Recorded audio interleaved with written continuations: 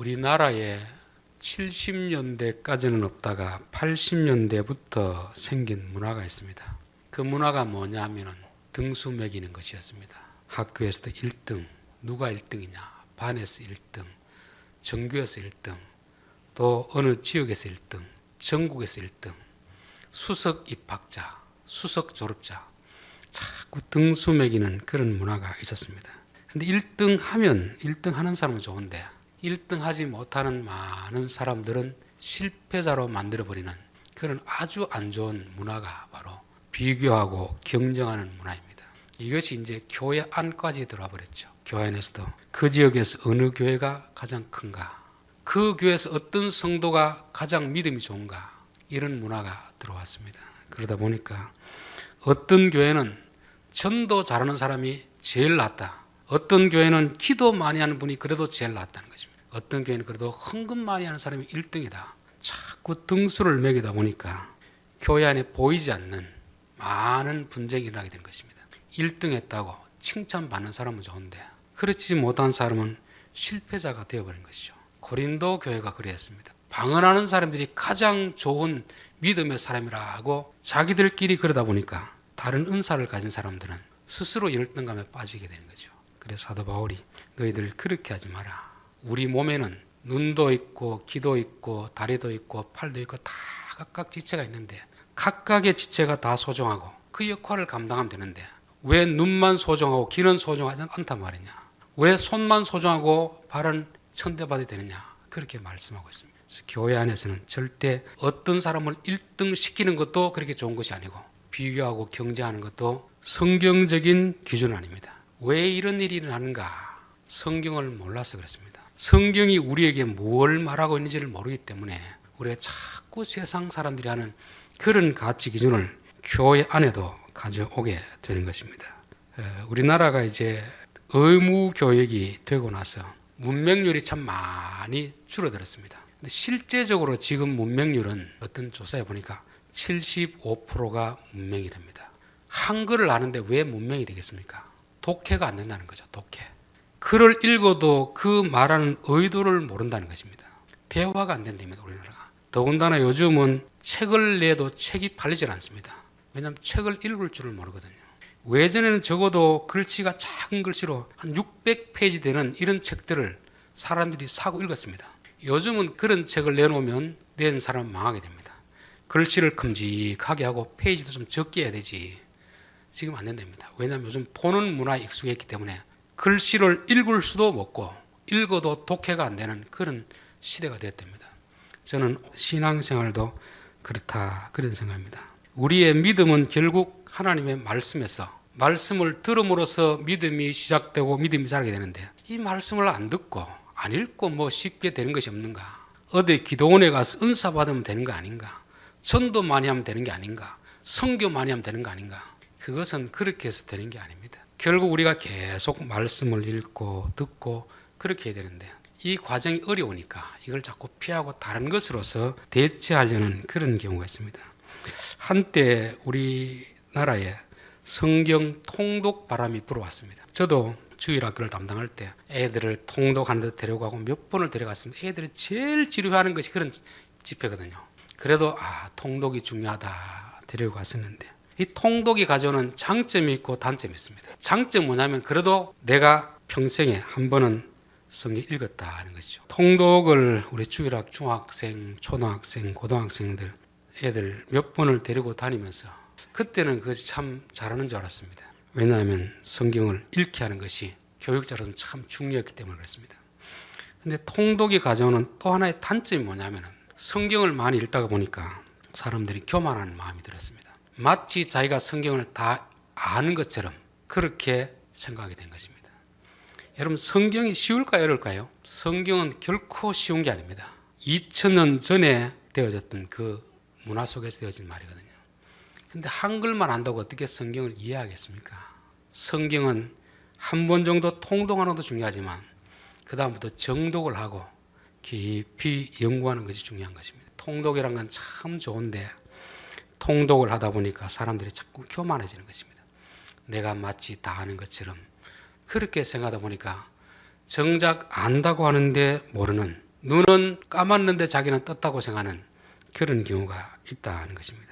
고린도전서 13장을 우리가 흔히 사랑장이라 그렇게 말하고, 성경에도 그렇게 이제 소제목이 되어 있고 그렇게 우리가 배워왔습니다. 고린도전서 13장을 사랑장이라고 하는 것은 앞뒤 문맥 다 잘라버리고 한 부분만을 보고 이건 사랑장이다 그렇게 하는 것입니다.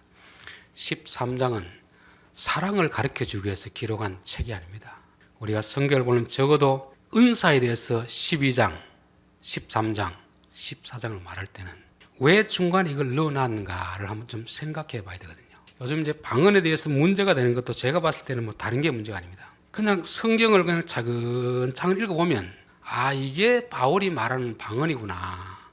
이런 방언은 좀 자제하라 그러나 이거를 알 수 있는데, 제가 유튜브를 쭉 검색해 보니까 방언을 옹호하는 사람이든지 반대하는 사람인지 한결같이 성경의 일부분 한두 구절을 자기가 뽑아가지고 자기 입맛에 맞도록 짜집게 설명합니다. 처음부터 그냥 12장부터 14장까지를 쭉 읽어가면서 성경이 말하는 대로 따라가는 것이 아니고 그냥 자기의 경험, 지금까지 배워왔던 지식 가지고 자기 어떤 주장을 하기 위해서 성경에 있는 구절들을 자기 필요한 대로 갖다 짜집게 하는 것입니다. 근데 그 짜집게 한 구절이 그 사람이 주장하는 것을 옹호해주는 구절이 아닙니다. 전혀 반대의 구절임에도 불구하고 그냥 자기는 이게 성경인 줄 알고 그렇게 따라가는 것입니다. 13장 내용도 마찬가지입니다. 이거는 우리에게 사랑을 가르쳐주기 위해서 기록한 책이 아닙니다. 자, 12장 31절이 뭐였습니까? 너희는 더욱 큰 은사를 사모하라. 내가 가장 좋은 길을 너희에게 보이리라. 14장 1절 사랑을 추구하며 신령한 것들을 사모하되 특별히 예언을 하려고 하라. 그러니까 12장 31절에서 14장 1절로 넘어가면 가장 이 문장 연결이 매끄럽습니다. 근데 왜 13장에 이 내용을 끼워 넣었을까? 넣어놓은 이유가 뭐겠습니까? 우리 창세기 37장을 보겠습니다. 37장 36절 그 미디안 사람들은 그를 애굽에서 바로의 신하 친위 대장 보디발에게 팔았더라 되어 있죠. 39장 1절 요셉이 끌려 애굽에 내려가매 바로의 신하 친위 대장 애굽 사람 보디발이 그를 그리로 데려간 이스마엘 사람의 손에서 요셉을 사내라. 요셉이 애굽으로 팔려가는 장면인데 37장에서 39장으로 넘어가면 가장 자연스럽습니다. 이게 스토리가 이어지는 것입니다. 그런데 생뚱맞게 38장 긴 내용이 있는 것이잖아요. 왜 이런 내용을 넣어놨겠습니까? 실수로 넣어놨겠습니까? 실수로 넣어놓은 게 아닙니다. 유대인들의 사고 구조가 이런 게 있습니다. 키아즘 구조라는 거거든요. 앞뒤 어떤 이야기를 하다가 중간에 어떤 것을 탁 끼워 넣는 것입니다. 이게 중요한 거거든요. 여러분 그 샌드위치 중간에 뭐가 있습니까? 햄이 들어있잖아요. 햄. 햄은 괜히 넣어놨겠습니까? 왜 넣어놨겠습니까? 중요하기 때문에 넣는 거거든요. 요셉이 지금 팔려갈 때 도대체 이 요셉이 어떻게 될 것인가 걱정하고 있을 때 38장을 딱 넣는 것입니다. 유다가 가출해가지고 지금 세상을 가고 있지만 하나님은 그 이방인 여자 다말을 통해서도 다시금 하나님 역사를 이루어 가신다 하는 것을 중간에 딱 보여줌으로 인해서 앞으로 요셉에게 펼쳐질 일이 어떨지는 모르지만 요셉의 삶 또한 하나님이 붙들고 있다는 것을 가르쳐주기 위해서 그런 것입니다. 신약 성경으로 한번 쳐봅시다. 신약 성경 마가복음 5장입니다. 22절입니다. 예수께서 배를 타시고 다시 맞은편으로 건너가시니 큰 무리가 그에게로 모이기를 이에 바닷가에서 계시니 회당장 중에 하나인 야이로라는 이가 와서 예수를 보고 발 아래 엎드려 간곡히 구하여 이르되 내 어린 딸이 죽게 되었사오니 오셔서 그 위에 손을 얹으사 그로 구원을 받아 살게 하소서 하거늘 이에 그와 함께 가실새 큰 무리가 따라가며 애워사 밀더라 이렇게 되어 있죠. 그런데 그 중간 25절부터 혈류병 앓은 여자 이야기가 쭉 나오고 나서 그 다음 35절에 와서 아직 예수께서 말씀하실 때 회당장의 집에서 사람들이 와서 회당장에게 이르되 당신의 딸이 죽었나이다 어찌하여 선생을 더 괴롭게 하시나이까. 그래서 중간에 어떤 다른 이야기를 끼워놓고 그 다음에 회당장 이야기를 이어가고 있습니다. 우리가 볼 땐 전혀 생뚱맞은 이야기가 지금 들어있는 것 같지만 사실은 회당장 야이로에게 하고 싶은 이야기가 바로 혈류병 여자 이야기입니다. 이 여자가 하는 행동을 봤느냐 믿음이 너를 구원하였느니라. 그러니까 의심하지 말고 믿으라는 사실을 보여준 것입니다. 그렇게 시간을 지체하다 보니까 회당장 집에 사람이 와서 주인님, 딸 죽었습니다. 그러니까 더 이상 이 선생님을 괴롭게 하지 마시고 돌려보내십시오. 그럴 때 이 회당장은 뭘 봤습니까? 여자가 고침받는 걸 봤잖아요. 아하, 이럴 때 믿음이 필요해서 이걸 보여주셨구나. 그러니까 사건은 뚝 떨어지고 중간에 뭔가 전혀 상관없는 사건에 들어간 것 같지만 사실은 그 앞뒤 사건의 핵심 키가 들어있는 것입니다. 그럼 오늘 13장 마찬가지 아니겠습니까? 12장, 14장을 이야기할 때 그 중에 왜 13장을 끼워 놨겠습니까? 우리가 항상 방언을 말할 때는 14장이 진짜 사도 바울이 하고 싶은 말입니다. 그래서 12장에서 은사의 종류를 말하고 또 은사는 하나님이 공동체를 위해서 사용하라고 주셨다는 것이고 몸의 비유를 통해서 뭐라겠습니까? 스스로 어떤 지체가 스스로 열등감 가질 필요도 없고 내가 특별히 눈이라고 해서 손이라고 해서 다른 지체를 무시해서도 안 된다. 교회 안에서 너희들이 어떤 은사가 있다고 해서 은사가 없는 사람을 무시하지도 말고 은사가 없다고 해서 열등감에 빠져서도 안 된다.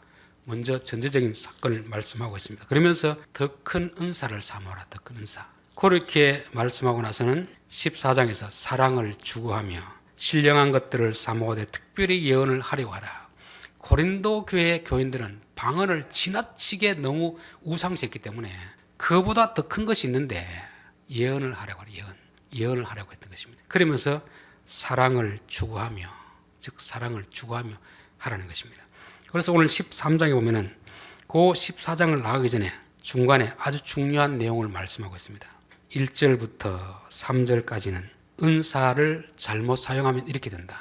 제대로 사용해야 된다. 그리고 4절부터 7절까지는 제대로 사용하는 방식이 뭔가를 말씀하고 있습니다. 그 다음에 이제 8절부터 마지막 절까지는 은사에도 유효기간이 있다.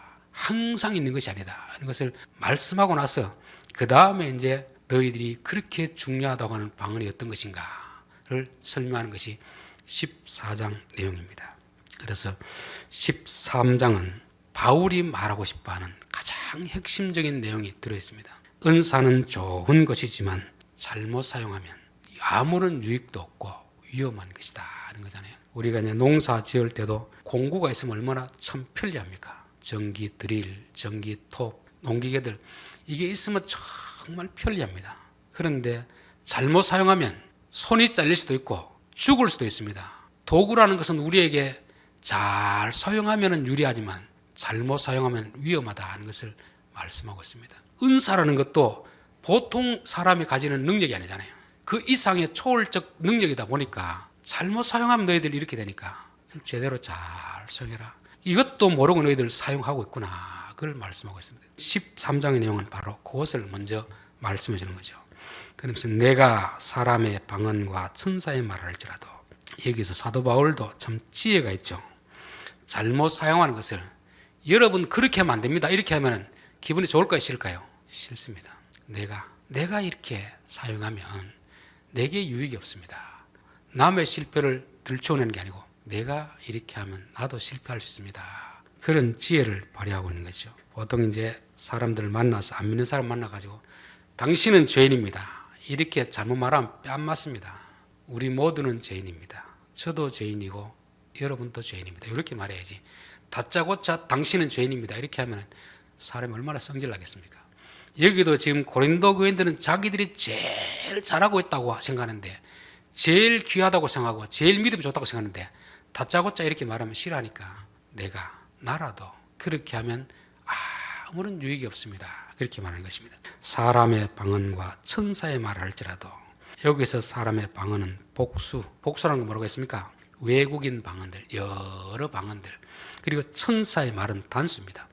쉽게 말해서 그 고린도 교인들이 지금 그들이 하고 있는 방언을 뭐라고 합니까? 하늘의 언어다, 천사의 언어다. 그래서 너희들이 내가 하는 외국인 방언을 하든 랄랄라 방언을 하든 어느 것을 하는 것이 중요한 것이 아니고 사랑이 없으면 울리는 꽹과리와 같다 하는 것입니다. 아무리 우리가 좋은 말 하더라도 상대방을 사랑하는 마음으로 했어야지. 상대방을 사랑하지 않는 마음으로 하면 꽹과리 소리는 여러분 좋습니까? 싫습니까? 듣기 시끄러운 거죠. 악기는 좋은 연주 소리가 나야 되는 것입니다. 아무리 내가 훌륭한 말을 하더라도 아무리 신령한 말을 할지라도 상대방을 사랑하는 마음이 없으면 결국 내 자랑밖에 안 되잖아요. 그러면 그것은 꽹과리 소리에 불과하다. 허공에 떠도는 소리에 불과하다. 그것을 말씀하고 있습니다. 내가 예언하는 능력이 있어 모든 비밀과 모든 지식을 알고 산을 옮길 만한 모든 믿음이 있을지라도 사랑이 없으면 내가 아무것도 아니다 하는 것입니다. 우리가 얼마나 능력을 원하고 있습니까? 근데 그 능력을 가지고 다른 사람을 유익하게 하는 게 아니고 자기를 드러내기 위해서 한다면 그 능력이 내게 무슨 유익이 되겠습니까? 나는 아무것도 아니라는 것입니다. 여러분, 내게 능력이 있으면 남에게 과시하고 싶은 생각이 있습니까? 없습니까? 과시하고 싶은 생각이 있잖아요. 내가 이런 능력이 있는데 결국 상대방을 위하는 것이 아니고 자기 과시, 그렇게 한다면 I am nothing, 나는 아무것도 아니라는 것입니다. 자기는 대단하다고 생각하고 능력을 과시하는데 너는 아무것도 아니다. 그 누가 그걸 좋아하겠느냐 하는 거잖아요. 내게 능력이 있느냐 없느냐 중요한 게 아니고 그 능력을 누구를 위해 사용하느냐, 이게 중요하잖아요. 대중들을 위해 사용하고 다른 사람을 위해 사용한다면 그 능력은 참 가치가 있는 것이지만 자기는 그걸 가지고 막 사람들에게 과시를 하지만 사람들로 봤을 때 너는 아무것도 아니다. 너는 존재감이 없다. 그렇게 말씀하는 것입니다. 내게 있는 모든 것으로 구제하고 내 몸을 불살하게 내어줄지라도 사랑이 없으면 내게 아무 유익이 없느니라. 남에게 구제하는 일, 선행하는 일, 또 남을 위해서 내가 희생하고 목숨까지 내놓는 일, 이게 얼마나 참 대단한 일입니까? 그런데 그것도 남을 사랑해서 하는 게 아니고 자기 존재감을 드러내게 산다면 그건 아무 유익이 없다는 것입니다. 오늘날 교회 하나도 그런 게 아닙니까?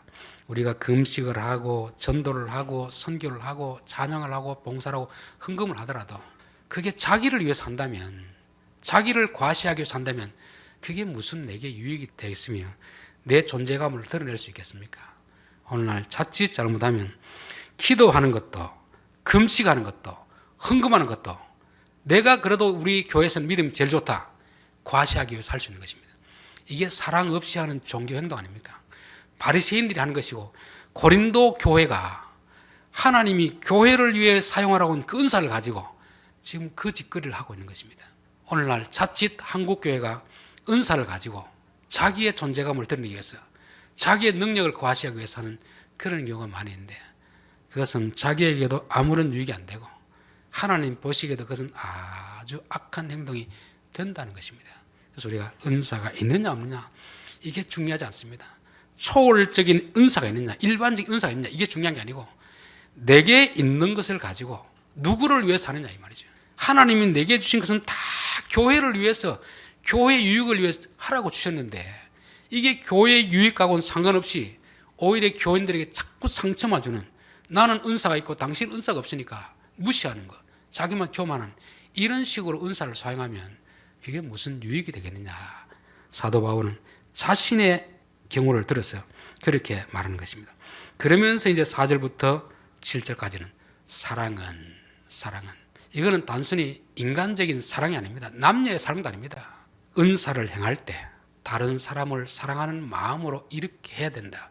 그런 사람은 어떻게 행동하냐 그걸 보여주는 게 바로 4절부터 7절까지입니까? 정말 남을 사랑하는 마음으로 은사를 행하는 사람은 사랑이라는 말을 빼버리고 은사를 제대로 사용하는 사람, 은사를 주신 분의 뜻을 따라 행하는 사람은 그런 뜻입니다. 그런 사람은 오래 참고 오래 참는 것은 화가 나는데 꼭 참는 것입니다. 여러분, 부모가 자식을 키울 때 답답할 때도 있고 화날 때도 있습니까 없습니까? 화날 때도 많겠죠. 왜 빨리 자기 스스로 못할까? 젖병을 지 혼자 스스로 못할까? 막 화는 나지만 그래도 부모를 두신 이유는 부모를 위해서 자식이 있는 게 아니고 그 연약한 자식을 키우기 위해서 부모가 있거든요. 그러면 자식이 자기가 보기에는 좀 답답합니다. 좀 빨리 제대로 했으면 싶은데 그래도 그 자식이 클 때까지는, 스스로 할 때까지는 계속 참아야 됩니다. 오래 참고 쉽게 성질내지 말라는 거잖아요. 여러분이 교회 안에서 직분을 주고 은사를 준 건 왜 주겠습니까? 자기의 실력을 과시하라고 줬겠습니까? 믿음이 약한 자들을 세워주라고 줬겠습니까? 믿음이 약한 자를 세워주라고 직분을 맡기고 은사를 주신 거 아닙니까? 근데 그 일을 가지고 하려고 보면 안 할 때는 안 보입니다. 일을 하려고 보면 참 마음에 안 드는 사람이 많이 있습니다. 그럴 때 어떻게 하라는 겁니까? 오래 참고 그리고 온유하며, 온유하다는 것은 뭡니까? 남에게 친절하다, 친절. 비록 상대방이 내 기준에는 안 맞지만 일을 맡겨봐도 일이 마음에 안 맞습니다. 그래도 언젠가 잘할 때가 있겠지. 그때를 기다리면서 상대방의 친절한 것입니다. 진짜 믿음의 사람은 상대방이 친절해야지 조금 마음에 안 맞는다고 막 성질내고 이것은 성령의 사람이 아니라고 할 수 있는 것입니다. 시기하지 아니하며 내가 가진 은사를 가지고 섬기는데 보니까 나보다 더 큰 능력의 사람이 옆에 있거든요. 그러면 시기하겠습니까? 안 하겠습니까? 시기하는 마음이 생기게 되어 있습니다. 이게 인간의 타락한 마음이거든요. 그래서 제가 경쟁시키고 1등, 2등 매기는 게 왜 나쁘냐면요. 사람을 하면 시기 나게 만드는 것입니다. 반에서 1등한 사람은 전교에서 1등한 학생을 보면 시기 날까요? 안 날까요? 시기 나게 되어 있습니다. 각자 자기에게 주어진 역량을 따라서 자기의 주어진 역할을 잘 감당하면 되는데 자꾸 줄을 세우다 보니까 이 은사가 최고다, 전도가 최고다, 뭐가 최고다 이러니까 다른 것 잘하고 있던 사람이 그걸 보면 자꾸 시기가 나는 것입니다. 왜? 사람을 자꾸 경쟁을 시키고 등수를 매기기 때문에 그런 것입니다. 그래서 진짜 성령의 사람은 남의 은사를 시기하지 않는다는 것입니다. 또 자랑하지도 않습니다. 내게 있는 것 남들이 없다고 해서 내가 자랑하지 않습니다. 왜? 하나님께서 각각 사람마다 다르게 주셨거든요. 다른 재능, 다른 은사를 주셨기 때문에 내게 주신 것으로 감당하면 되는 것이 자꾸 다른 사람과 비교하고 자랑하고 시기하고 결국 시기하고 자랑한다는 건 뭐겠습니까? 비교한다는 게 비교 그렇죠. 만약 눈이 귀하고 비교해가지고 나는 왜 눈은 이쁜데 귀는 못생겼을까? 얼마나 비참해지겠습니까? 눈이 이쁠 수도 있고 귀가 못생길 수도 있잖아요. 그렇죠. 손하고 발하고 비교하면 될까요? 안 될까요? 역할에 따른 역할 그렇죠. 왜 나는 손은 굵은데 다리는 약할까? 이거 비교할 필요가 없습니다. 손은 손의 역할이 있고 다리는 다리의 역할이 있잖아요. 결국 시기하고 자랑하고 교만한다는 것은 비교하는 의식 속에 들어있기 때문에 그런 것입니다. 우리의 신체는 비교하라고 있는 게 아닙니다. 각자 다른 기능을 주셨기 때문에 그런 것입니다. 그리고 물에 행치 아니하며 저는 교인들이 물에 행한다는 것은 정말 악한 것이다 생각됩니다. 특별히 목회자들 중에서도 보면은 아주 무례한 사람이 있습니다. 설교 강단에서 교인들을 대하는 태도가 무례하고 또 같은 동료 목사를 대할 때도 무례하는 사람들이 있습니다. 성령의 사람은 결코 무례하지 않습니다. 요한계시록 3장 20절에 보면 예수님이 문 밖에 서서 두드리잖아요. 예수님 우리의 마음의 문을 열어 제치고 들어올 수 있을까 없을까요? 들어올 수 있지만 그렇게 들어오지 않습니다. 아무리 좋은 것을 우리에게 주려고 해도 문 밖에 서서 두드리는 것입니다. 무례하지 않기 위해서. 너의 문을 열어주면 내가 들어가겠다. 안 열어주면 들어가고 싶어도 안 들어가는 것입니다. 여러분 도둑놈들은 우리에게 노크하고 들어옵니까? 몰래 들어옵니까? 문을 잠그어 놓아도 들어오잖아요. 귀신이라든지 더러운 악령은 우리 몰래 들어오는 것입니다. 성령님은 절대 우리 허락 없이 들어오지 않습니다. 무례하지 않습니다. 그러면 성령을 모신 분들이, 성령의 은사를 받은 분들이 그렇게 무례하게 행동할 수 있겠습니까? 그는 성령님과 본질적으로 맞지 않습니다. 아무리 좋은 일이라도 예의를 갖춰야 됩니다. 왜냐하면 예수님이 예의를 갖추신 분이고 성령님이 예의를 갖추신 분이 그렇잖아요. 그분은 우리 안에 들어오고 싶어서 간절한 마음을 가지고 있지만 우리가 원하지 않으면 떠나버리는 것입니다. 우리가 간절히 원하면 우리와 함께 하시는 것입니다. 그래서 절대 성령의 사람은 무리해서는 안 된다. 자기의 유익을 구하지 않으며 타락한 인간의 마음은 자기를 위하게 될 수밖에 없습니다. 자기를 위해서 할 수밖에 없습니다. 여기서 자기의 유익을 구하지 않는다는 것은 은사가 지금 내 개인적으로 쓰라고 준 게 아니잖아요. 내 돈 내가 원하는 데 쓰는 것은 누가 문제 삼을 사람이 없습니다. 그러나 누군가 공적인 돈을 맡기면서 교회를 위해 쓰십시오 하는데 자기 멋대로 쓰고 하면 그게 되겠습니까? 은사는 개인을 위해 준 게 아니거든요. 그 교회를 위해 주신 것이기 때문에 자기의 유익을 위해 써서는 안 된다는 것입니다. 이거는 직권남용이라 그럽니까? 돈으로 말하면 공금 유용이죠, 유용. 내 돈은 내 마음대로 써도 됩니다. 내 노력으로 얻은 것은 내가 알아서 하면 됩니다. 그러나 누군가 공공을 위해서 맡긴 권한, 지위, 능력, 이거는 자기 유익을 위해서 쓰면 안 됩니다. 이거를 잘 구별해야 되잖아요. 하나님이 내게 이것을 내 개인적으로 쓰라고 준 것인가, 아니면 교회를 위해 쓰라고 준 것인가, 공적인 것을 잘 구별해야 됩니다. 직장 생활할 때도 직장에서 내게 어떤 돈이 주어지면 이게 공적으로 쓰라고 준 것인지 내 개인적으로 쓰라고 준 것인지 이걸 구분해야 됩니다. 이걸 구분하지 못하면 결국 그 돈 때문에 내가 발목을 잡히게 되잖아요. 지위도 마찬가지고 교회 안의 은사도 마찬가지입니다. 능력도 마찬가지입니다. 내 개인을 위해 쓰라고 준 것은 내 개인을 위해 쓰면 됩니다. 그러나 성경은 분명히 말씀하잖아요. 교회의 유익을 위하여 주신 것인데 왜 너 개인의 유익을 위해 쓰느냐? 그것은 아주 잘못된 것이다. 그렇게 말씀하고 있습니다. 성내지 아니하며, 성내는 건 뭐겠습니까? 남이 하는 걸 보고 마음이 안 드니까 막 화가 난 것입니다. 이게 이제 앞에 오래 참는다는 말하고 같은 맥락인 거죠. 성내지 아니하며 조금 더 기다려주는 거죠. 아이가 아직까지 제대로 못 걷더라도 부모는 화가 나더라도 화를 내면 안 됩니다. 기다려줘야 되기 때문에 그렇죠. 성내지 아니하며 악한 것을 생각하지 아니하며. 무슨 악한 일을 생각했습니까? 옆에 교인이 자꾸 자기를 힘들게 하면 어떻게 합니까? 화가 나죠. 화가 나면 화나는 걸 끝나겠습니까? 저놈을 내가 당장 어떻게 막 복수를 할까? 이런 생각을 할 거 아닙니까?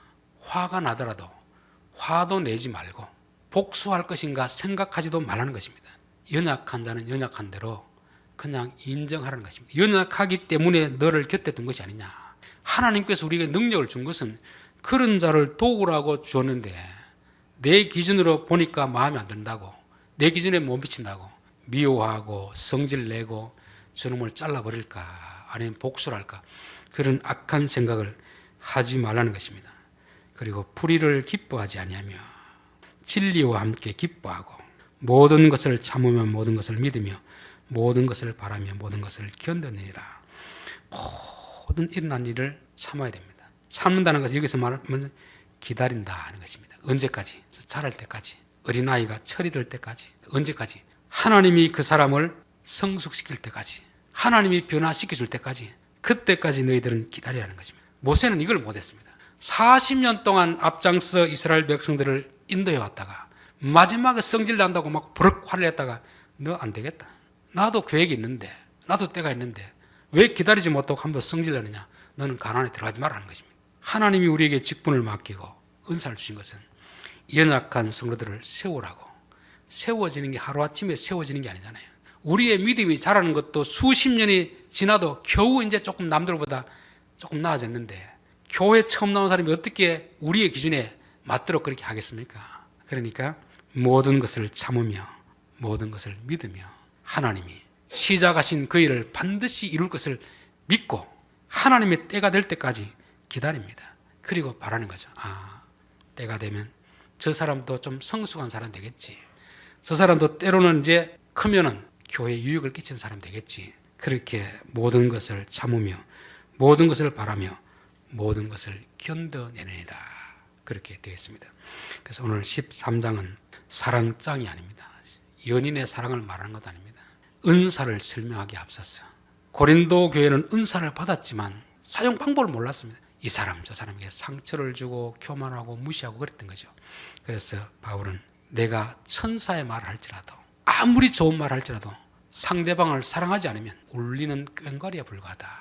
그리고 예언하는 능력이 있고 산을 옮길 만한 그런 믿음이 있더라도 그 능력 자기를 위해 쓰는데 그게 다른 사람이 무슨 그게 되겠느냐.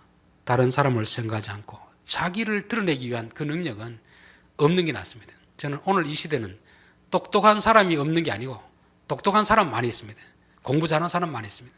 그런데 그 능력을 가지고 다른 사람을 위해 사용하는 사람이 매우 적다는 것입니다. 그래서 저는 적어도 교회 다니는 사람은 실력을 갖춰야 되고 그 실력을 가지고 나만을 위해서 사용하는 것이 아니고 많은 사람들을 유익하게 하는 그렇게 사용하는 그런 사람들이 교회에서 나와야 될 줄 믿습니다. 그러면서 사랑은 오래 참고, 이건 사랑이 아니고 믿음의 사람들은, 정말 인격이 성숙한 사람들은, 성령의 인도를 받는 사람들은 오래 참습니다. 약한 자들이 제대로 못하더라도 그들이 일어설 때까지, 그럴 때까지 계속 참아주는 것이고, 잘못하더라도 화내지 않고 온유하면서 남이 나보다 큰 능력을 가져도 시기하지 않고 자기가 남들보다 능력이 있더라도 자랑하지 않고 교만하지 않습니다. 왜냐하면 내 노력으로 되어진 것이 아니거든요. 하나님이 특별한 사람이 맡겼기 때문에 겸손하게, 다른 사람보다 내가 더 부족한데도 하나님이 내게 이걸 맡겨주셨다 생각하면 어떻게 자랑하고 교만하고 그렇게 할 수가 있겠습니까? 그리고 무리하지 않으며 진짜 성령의 주시는 은사를 받고 성령의 인도를 따르면 무례할 수가 없습니다. 오히려 그런 능력이 있을수록 더 겸손하고 상대방을 배려하는 그런 마음이 있습니다. 예수님이 그랬고 성령님이 그랬습니다.